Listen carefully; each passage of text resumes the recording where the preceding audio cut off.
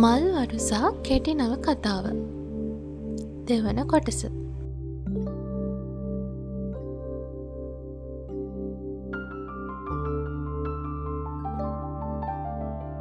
සුදු නෝනා අතීතයේ සිරවී සිනාසෙසී උන්නු අමන්දි පියවි සිහියටාවේ රේණුකාගේ හඬින්. නැන්දේ මොනහරි කිව්වද? මොකුත් නෑ සුදු නෝනා, මෙන්න කිරි එකක් හදන්නාවා. ඉස්සර සුදු නෝන බොන්න ආසම් විදිහට. රේණුකා අමන්දිගේ අතට සුදු කිරි වීදුරුවක් දෙද්දී අමන්දි ඒක අතර ගත්තේ රේණුකාට මත සිනහවක් පාලා. සුදු නෝනා අපේ දෙවෙනි නේද ආවේ? කතා කළේ නැද්ද? රේණුකා අහද්දී අමන්දි හිස වනමින් ඔව් කියලා කිව්වේ රේණුකා සුසුමක් හෙලද්දී. දොරේ සද්දෙන් මම අඳුනගත්තේ. නහරකාරයානේ. සුදු නෝනා එක කතා කළාද? දැන්නද? නෑ නන්දා. එයාට මං එක්ක තරහ ඇති. සුදු නෝනා එක්ක විතරක් නෙවෙයි, දෙවෙනි මෑතක ඉඳන් හරියට නපුරු වෙලා. අපිටත් ඉඳලා හිටලා සැර දානවා. මේ හැම දෙයකටම හේතුව මම නේද නැන්දේ? මට අදිලකින් ඉන්න බැරි වුණා. එයා මට හැමදාම කිව්වේ එයා ළඟින් ඉන්න කියලා. ඒව ගැන හිතන්න එපා සුදු නෝනා. වෙන්න තියෙන දේ වුණා.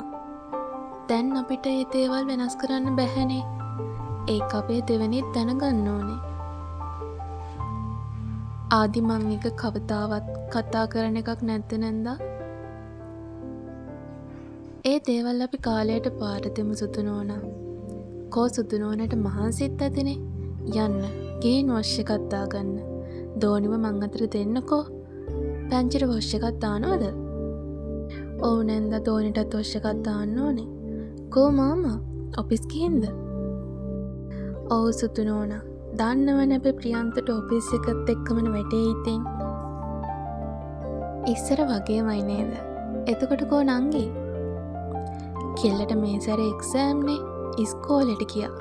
ගෙදර ඉතින් හවස් වේවි. ඉස්කෝලේ ක්ලාස් කරනවලු හවස. ඒක නම් හොඳයි තමා. යමු සුදු නෝනා. මම රූම් එක පෙන්නන්නම්. නැන්දා ඉන්න කොහොම? මට මතකයි රූම් එක. ඉන්න පුතේ, මං එන්නම්. ඇයි මං පිටගෙන නැද්ද නැන්දට? පව් පුරවන්න එපා සුදු නෝනා මට. පොඩි කාලේ ඉඳලා හැක් වගේ මම උඹ බලාගත්තේ. අනේ මං විහිළුවක්නේ කළේ ඉතින්. නැන්දාව මහන්සි කරවන්න කැමති නෑ මං. ඒ නිසා එහෙම කිව්වේ. මට පුළුවන් තනියම මේ දේවල් කරගන්න. මගේ කෙල්ල දැන් ගොඩක් ලොකු වෙලා නේද? පුංචි කාලේ විදියටම ඉන්න තිබ්බනම් කියලා අනන්තවත් හිතෙනව නැන්දා. එහෙම වුණා නම් අද මම තාමත් සතුටින්. සුදු නෝනා අමන්දිගේ කලකිරුණු වදන් වලින් කලබල වුණු රේණුකා අමන්දි ළඟට ආවේ කඳුළු පිරුණු ඇස් වලින් අමන්දි වෙන පැත්තක් බලද්දී. මගේ අම්මා කෝ මේ නැන්ද දිහා බලන්න.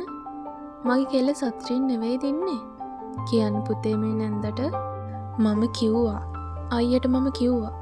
කොහෙද ඇහුවද මම කියන දේවල්. වැරදි පිට වැරදි කරනවා. අන්තිමට මේ හැම දෙයක්ම ගියේ මගේ අහිංසකී පිටින්.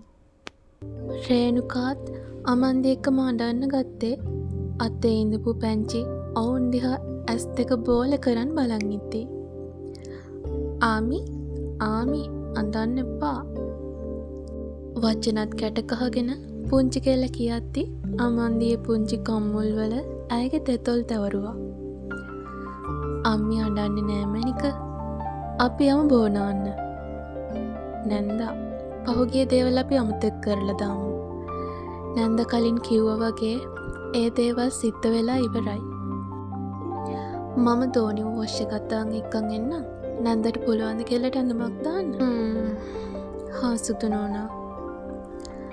අමන්දි චූටි දෝනිට වොෂ් දාලා රේණුකා අතට දුන්නේ රේණුකායට ඇඳුම් අඳවද්දී. නැන්ද මම වොෂ් එකක් දාගෙන එන්නම්. දෝනිව පොඩ්ඩක් බලාගන්න. ඕක කියන්නත් දෙයක්ද කෙල්ලේ? මම බලාගන්නම් මගේ සුදු බෝලෙව. නේද පුතේ? අම්මිට කියන්න ආච්චියක් ඉන්නම් කියලා. ආති පුංචි කෙල්ල රේණුකා කියපු දේවල් කියන්න උත්සාහ කළා.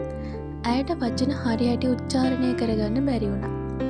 වචන ගලප කතා කරන්න හදන චූටි පැංජ දිහා අමාන්දි වගේම රේණුකා බලන් හිටියෙත් හරිම ආදරේ. මගේ පණ්ඩිත කෙල්ල, අපි පහලට යමු බයියම් කන්න. කෝ ආච්චේක එන්නකෝ, අම්මි වොස්තානකම්. සුදු නෝනා, ඔයා වොෂ් එකක් දාගෙන එන්න එහෙනම්. මම කෙල්ලෙක් පල්හැට යන්නම්. හරි නන්දා.